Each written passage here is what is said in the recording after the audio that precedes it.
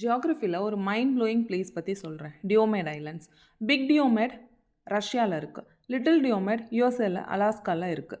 இது ரெண்டுமே ஒரே பெரிங் ஸ்ட்ரெயிட்டில் ஜஸ்ட் 3.8 கிலோமீட்டர்ஸ் டிஃப்ரென்ஸில் தான் இருக்குது. ஆனால் time difference 21 hours.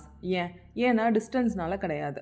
International data line, அதாவது ஐடிஎல் 2 ஐலாண்ட்ஸ்க்கும் நடுவில் கிராஸ் ஆகிறதுனால அந்த டிஃப்ரென்ஸ். ஸோ பிக் டியோமேட் ரஷ்யாவில் 21 hours அஹெடாக இருக்கும், அதாவது டுமாரோவாக இருக்கும். லிட்டில் டியோமேட் யூஎஸ்ஏல 21 hours பிஹைண்ட், அதாவது இன்னைக்கு டுடேவாக இருக்கும்.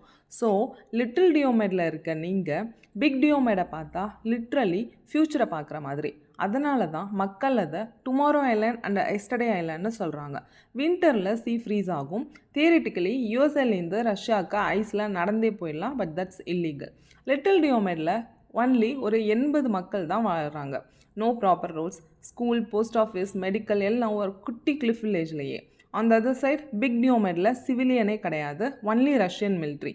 இமேஜின் 3.8 கிலோமீட்டர் கேப்பில் ஒரு சைடில் பீஸ்ஃபுல் குட்டி வில்லேஜு, இன்னொரு side full military base.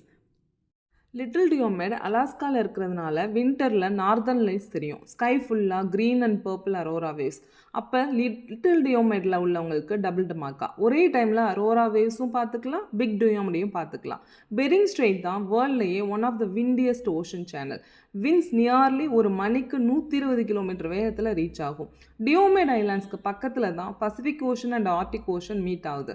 So ஒரு சைடு வார்மர் கரண்ட்ஸ், இன்னொரு சைடு ஃப்ரீசிங் ஆர்டிக் வாட்டர். இதனால அங்கே வெதர் எப்போவுமே சூப்பர் அன்பிரடிக்டபிள் தான். இன்னும் இது மாதிரி மைண்ட் ப்ளோயிங் ஃபேக்ட்ஸ் வேணுமா? சப்ஸ்கிரைப் பண்ணுங்கள், ஃபாலோ பண்ணுங்கள். தேங்க்யூ ஃபார் வாட்சிங்.